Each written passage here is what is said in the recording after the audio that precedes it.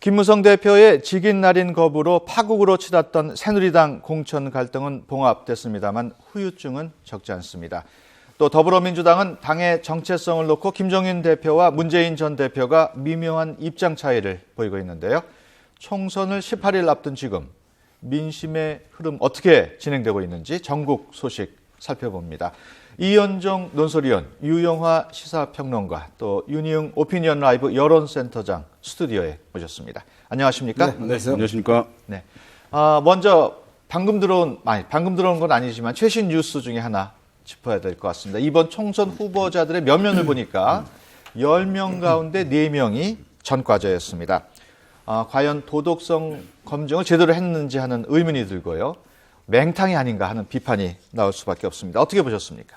18대의 그 전과자 비율이 15.3%였고요. 19대 때 20%였는데 예. 이번에 무려 40% 육박했다. 이것은 예. 결국은 각 정당의 공천이 제대로 안 이루어졌다는 것이죠. 각 정당에서 원래 그 전과자 부분들은 다 걸러요. 예. 전과 기록이라든가 다 내면서 물론 이제 국가보안법이라든가 뭐 과거의 민주화 운동 범죄는 좀 예외적인 상황이겠습니다만 이번에 보면 뭐 음란이라든가 예. 각종 하여튼 추악한 범죄가 있는 거 봤을 때는 이번에 이제 각 당의 공천 파동에서 드러났듯이 공천심사위원회에서 제대로 검증하지 않고 자기 계파라든가 이런 부분들을 우선시로 해서 공천한 결과가 이번에 전과자가 40%가 되는 예. 이러한 이제 상당히 추악한 결과가 나타난 것 같습니다. 예. 이현종 의원께서 이게 뭐 전과가 있다고 해서 사실은 이제 출마를 못하라는 법은 없는데 예. 문제는 이제 이번에 공천 과정을 보면 사실 그 공천 기간도 굉장히 짧고 말이죠. 예. 실제로 공천관리위원회 구성 운영을 보면 사실은 이런 어떤 기본적인 사항을 거르는 것보다는 예. 내 계파 사람을 얼마나 당선시킬 수 있을까, 공천시킬 수 있을까 여기에 집중하다 보니까 예. 이런 기본적인 사실관계 자체를 제대로 확인을 못한 것 같아요.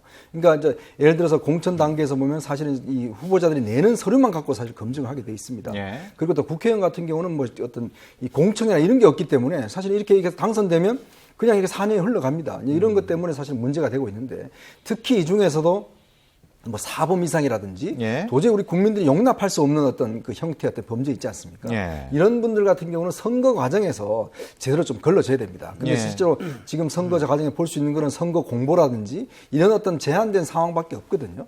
그래서 아마 이번에는 결국 어쩔 수 없이 이 유권자 여러분들께서 사실 이거 좀 꼼꼼히 따져보고 전과를 확인하는 그 방법밖에는 사실 없는 것 같습니다. 예.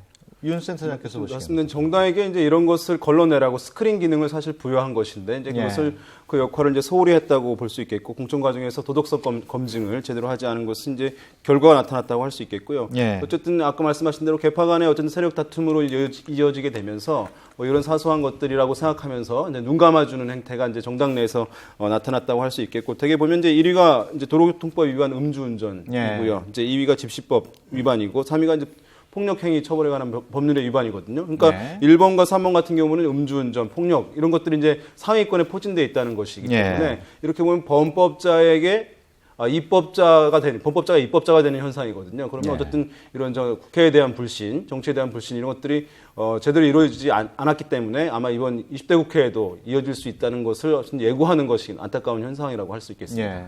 지금 그 정권 내용 쭉 설명을 해주셨습니다만은 지금은 없어졌습니다만은 간통도 포함이 돼 있고 음란물 유포 굉장히 죄명이 다양하고 어떤 분은 전과 10범에 달하는 후보자도 있어요. 이런 후보들이 과연 제대로 역할을 할 수 있을지 의문이 아닐 수 없습니다.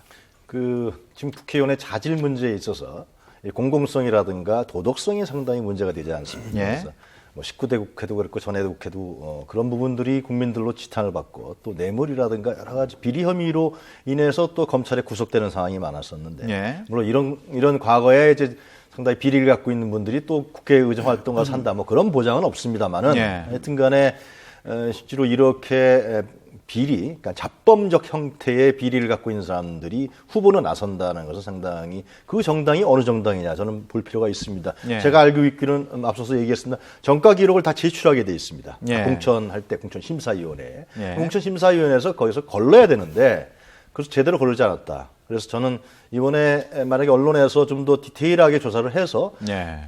이렇게 그 잡범을 우선적으로 추천한 후보로 공천한 정당이 어디가 더 많은가 이런 것도 한번 좀 세세하게 내세울 필요가 있다 그래서 생각합니다. 이게 이제 선거 공보물 후보들 소개하는 공보물들이 이제 집으로 갈 텐데요. 예. 첫 페이지를 넘기게 되면 이제 그 자리에 후보에 대한 신상 명세서가 이제 간단하게 나옵니다. 거기에 예. 이제 전과 기록도 이제 확인할 수가 있는 것이거든요. 그래서 그 부분을 꼭 확인하셔서 정당이 걸러내지 못한 정당이 역할하지 못한 스크린 기능을 이제는 이제 국민들 유권자가 할 수 있는 기회가 한 번 더 있으니까 거기서 예. 상당 부분 어쨌든 깨끗한 후보들이 당선될 수 있도록 뭐 국민 여러분들이 역할을 해주시라고 봅니다. 예.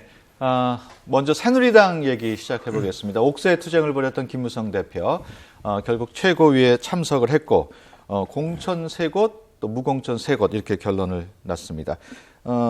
공천 결과 어떻게 보십니까, 우리 이현정 의원께서? 일단 뭐 벼랑 끝 전술 뭐 이런 거 이제 사실 이제 막장으로 사실 치달았는데 예. 결과적으로 놓고 보면 이제 김무성 대표와 친박 특히 이제 박근혜 대통령 간의 어떤 충돌은 피하지 않았나 그렇게 보였습니다. 예. 전체로 보면 일단 김무성 대표가 사실 좀 굉장히 치밀하게 준비를 하신 것 같아요. 이미 예. 그동안 뭐 9일 동안 침묵을 지키고 이런 걸 보면 어떤 이 순간을 위해서 상당히 그동안 준비를 많이 해왔다 이렇게 보여지고 예. 그리고 일단 이제 이 공천 자체에 대한 사실 그동안의 문제점들이 많이 지적됐지 않습니까? 예. 그런 상황에서 일단은 세 군데 물론 타협적인 측면도 있습니다만은 어쨌거나 일단 공천의 어떤 극한 대결로 가는 걸 좀 막았다. 왜냐하면 예. 사실 이게 극한 대결로 갔으면 사실 이제 여당이 상당히 쪼개질 수도 있고 사실 이게 뭐 이렇게 되면 김무성 대표의 어떤 뭐 여러 가지 좀 이 탈당이라든지 대표적 사퇴라든지 뭐 이런 것까지도 사실 예상할 수 있었던 그런 상황이었거든요. 예. 이제 그런 어떤 충돌을 막은 것 자체는 좀 다행이지만 어쨌거나 이렇게까지 극한적으로 몰고 온 공천에 대한 책임,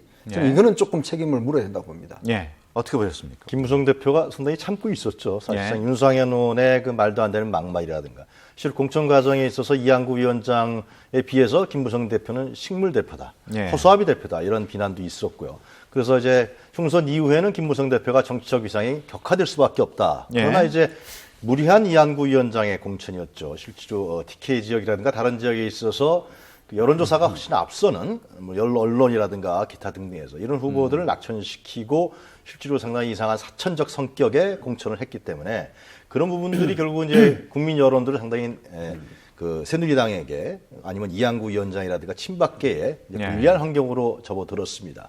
그런 부분들을 김무성 대표가 정확하게 본 것이죠. 예. 봐서 막판에 승부수를 던졌는데 그 부분들이 실제로는 유승민 의원을 낙천시켜서 낙선시키려고 했던 부분들이 예. 결국은 유승민 의원이 좀 더 쉽게 당선권에 접어드는 이런 형국으로 가면서 이 점은 이제 총선 이후에 과연 새누리당의 대권 후보 간의 어떤 그 격렬한 쟁투를 보여주는 예비적 상황이라고 보여집니다. 예. 이번에 공천이 확정된 의원들을 살펴보면 모두 대구 지역 의원 후보자가 다 공천이 확정이 됐어요. 네. 어떻게 보셨습니까? 그렇죠. 이제 김무성 대표가 아마 이제 이 판단을 내린 것, 절충안을 받아들인 게 된 거 서로 간에 한 것은 아마도 이제 실리적인 고민도 있었을 것이라고 봅니다. 만약에 지금 이제 여당에 대한 지지가 지금 약간 다소간 흔들리고 있는 상황에서 예. 어쨌든 선거 결과에 대해서는 김무성 대표도 책임을 져야 되는 것이거든요. 지금 이제 대구 지역에 공천받은 사람들 방금 나오는데 나갔습니다. 그런데 선거 예. 결과에서 새누리당의 의석수가 과반에 다소간 못 미치는 결과가 나올 수도 있는 것이거든요. 예. 가정입니다만 그렇게 되면 과반 여부에 따라서 사실 여야 승패를 이제 구분할 수밖에 없는데 정치적으로는 그런데 과반에 못 미치는 의석이 나타나게 될 경우에는 이제 부담을 줘야 되는 부분이 있기 때문에 예. 6개 중에서 3곳 정도 새누리당 소속으로 당선되어야 어쨌든 그러한 부담들을 줄일 수 있다는 아마 실리적 판단도 일정 부분 했을 것이라고 보이고요. 예. 지금 이제 어쨌든 이 상황에서 봉합이 되었다라고 이제 하긴 하지만 워낙 파장이 컸던 것이기 때문에 여권 성향층 전반에 어떤 이완된 결집들을 이제 강화하는 사건, 봉합된 사건이 된다고 보기는 아직은 어렵습니다. 예. 그러니까 지금 이제 친박계와 김무성 대표 간에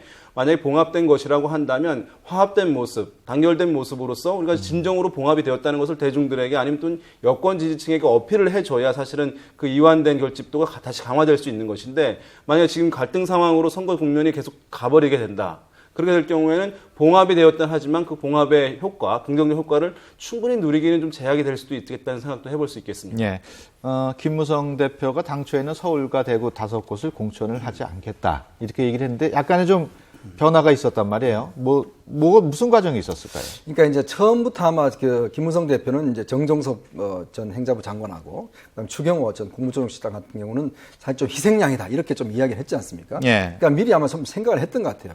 특히 이 두 분 같은 경우는 박근혜 대통령이 직접 찍어서 사실 선거에 내려보낸 사람에도 과언이 아니거든요. 예. 그러니까 정말 진박 중에서도 진진박이라고 할 수 있는 그런 분들인데 예. 만약 이 두 분까지도 김무성 대표가 공천을 안 할 경우는 사실 이제 대통령하고 직접적으로 일단 그 대결하게 된 그런 국면이지 않습니까? 예. 그런 측면을 봤을 때는 이 5명 중 물론 이인선 후보 같은 경우는 조금 예외적인 상황입니다만 예. 5명 중에서는 그나마 그래도 대통령과의 직접적인 어떤 대립각 이거는 좀 피하면서 나머지 어떤 3명의 후보 이걸 예. 이제 일단 그 공천장을 줬는데 문제는 이제 보면 전체적인 판세를 보면 말이죠. 지금 예를 들어서 그 무공천한 지역 같은 경우는 사실 유승민, 이재호 이런 분들이 조금 여론조사하고 좀 우세지 않습니까? 예. 근데 또 나머지 지역 같은 경우는 좀 굉장히 이제 그 무소속 후보들이 상당히 그 현역 의원들이 나와서 예. 굉장히 좀 쉽지 않은 지역이에요. 이제 그렇다고 본다면 전체적인 어떤 성과로 본다면 김무성 대표가 한 7, 80%의 성과 이 자체는 가져가지 않았냐. 일단 현실적인 어떤 결과론적으로 놓고 보면 그렇게 계산할 수가 있을 것 같습니다. 예. 같은 의견이 저는 있습니까? 이제 그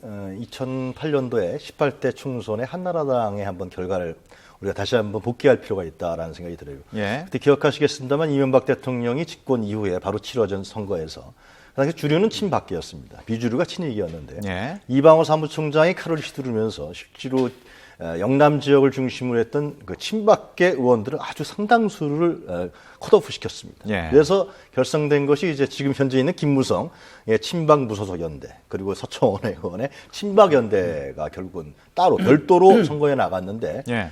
총선의 결과는 어떻게 됐냐면 친박 무소속 연대가 12석 그리고 친박 연대가 비례대표까지 포함해서 14석을 얻었습니다. 예. 그래서 실제로 이명박계는 박근혜 세력을 약화시키려고 했는데 결과적으로는 박근혜 당시 의원이 상당히 업되는 그러면서 이명박 정부가 성공적으로 국정 운영을 수행하기 위해서는 박근혜 당시 의원과 협력하지 않으면 안 되는 상황으로 예. 결과 공천의 의도와 별도로 다르게 나타났다는 것이죠. 그리고 공천을 주도했던 이방호 사무총장은 사실상 낙선했고요. 또 이재우 의원, 배후에 있다 이재우 의원도 은평을 해서 떨어졌습니다. 예. 이번에는 이제 어떻게 될지 봐야겠습니다만은 하여튼 뭐 대구 경북 지역이라든가 국민적 입장에 봤을 때는 물론 이렇게 하는 것이 맞다. 박근혜 대통령을 위해서 그런 여론도 있지만 반대 여론도 만만치 않게 일어나고 있기 때문에 예. 저는 이번 총선이 유심히 봐야 된다. 유권자들이 보지 않겠느냐. 예. 이 사람이 친박계냐 아니면 비박계냐. 뭐 그러한 어떤 유권자들의 선택 판단도 이번에 한몫을 하지 않겠냐 그런 생각이 듭니다. 예. 조금 전에 우리 이 의원께서 얘기를 하셨습니다만 네. 그 유승민 의원과 이재호 의원 지역구는 새누리당에서 후보를 내더라도 좀 어렵지 않은 지역 아니었느냐 이런 얘기도 있거든요. 동의하십니까?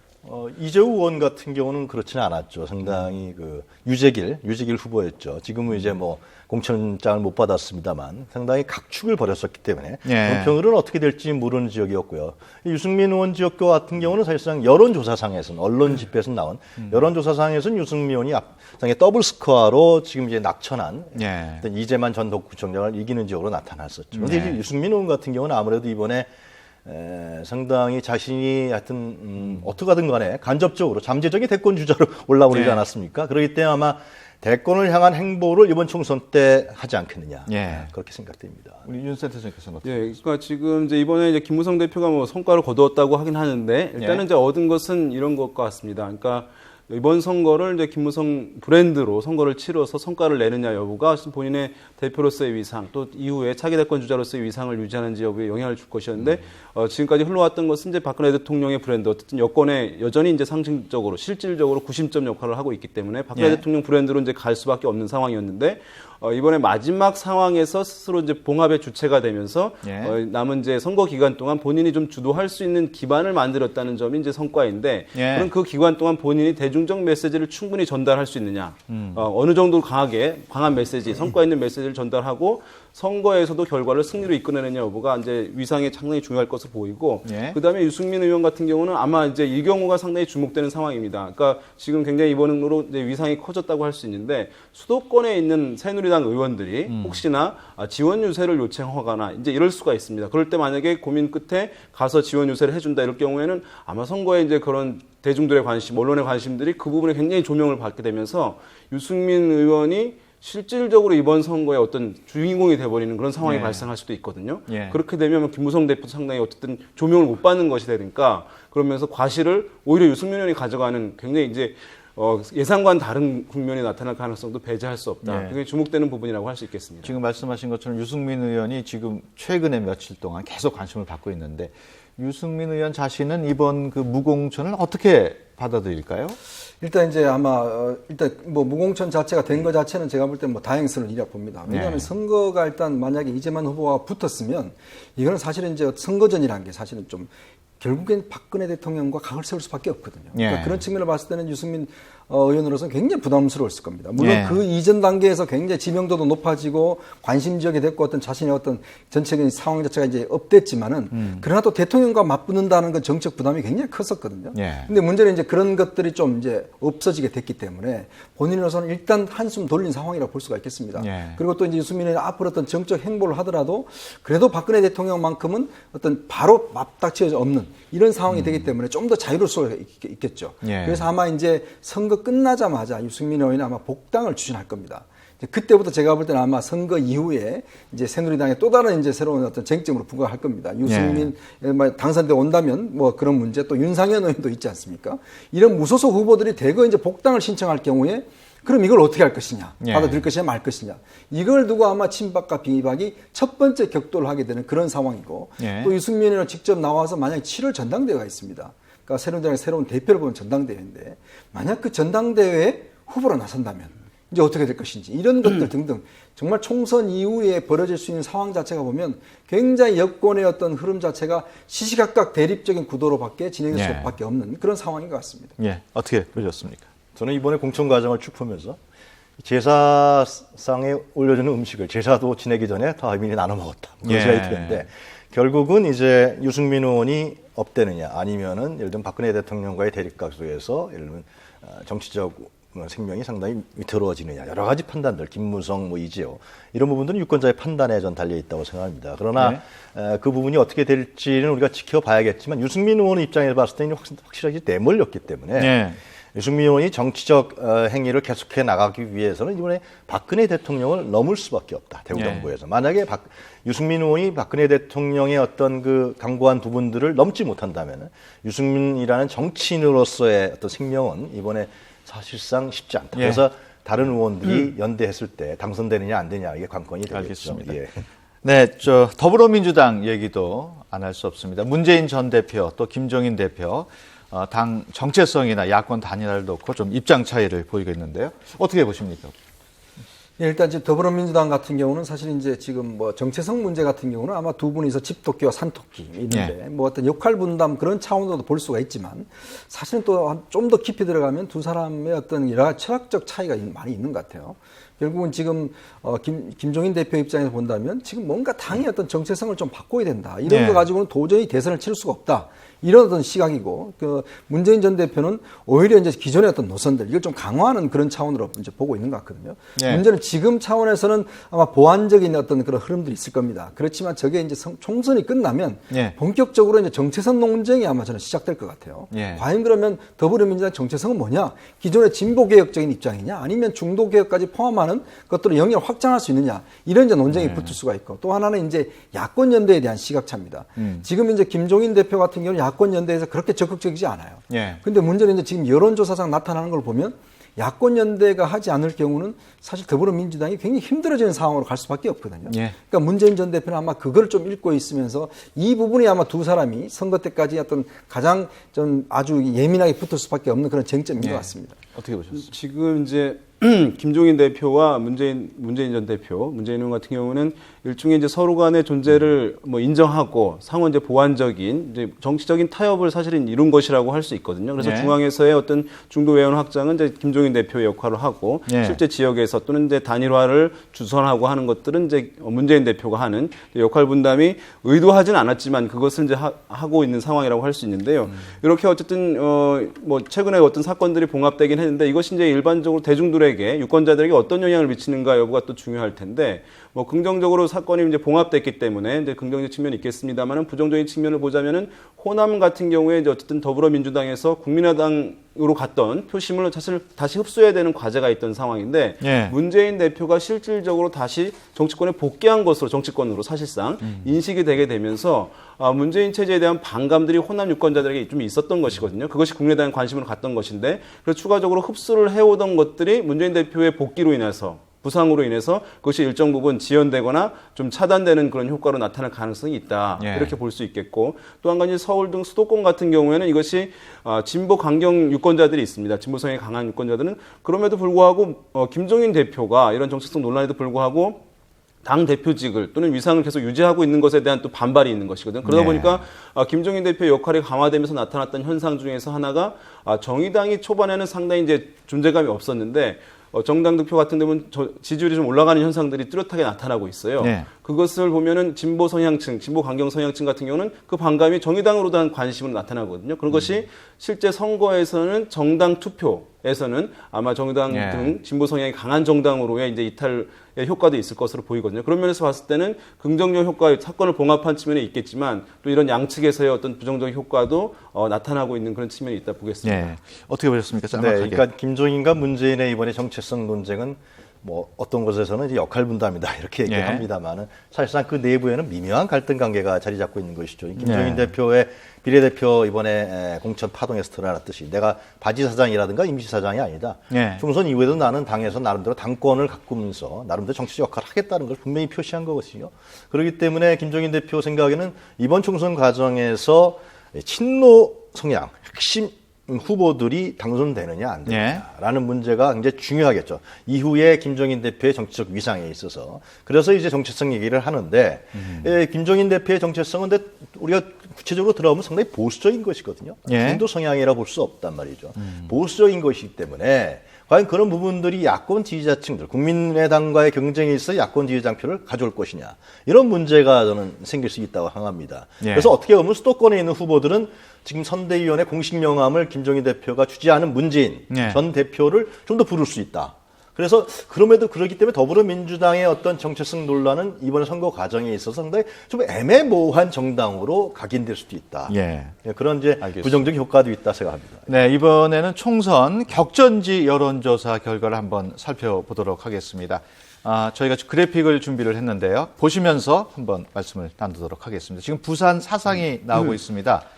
장제원 후보가 35.4%로 가장 높죠? 네. 어떻게 보십니까? 저희 같은 경우는 이제 손수조 후보 같은 경우는 사실 박근혜 퀴즈라고 해서 이번에 두 번째 이제 출마를 하게 됩니다. 예. 그 배재정 후보 같은 경우는 지금 여기가 이제 예전에 문재인 전 대표의 지역구였거든요. 예. 문재인 전 대표가 배재정 후보에게 지역구를 물려줬습니다. 그러니까 예. 즉 박근혜와 문재인의 대결 이건데 문제는 이제 의외로 여기가 이제 새누리당의 여성 우선 공천 지역으로 지정을 했기 때문에 예. 그동안 18대 국회의원에 했던 장제원 의원이 무소속으로 이제 출마를 하게 됐습니다. 예. 이제 그런 상황에 볼 때는 장제원 후보의 지지도가 상당히 지금 높게 나타나고 있거든요. 예. 그러니까 이게 3자 대결.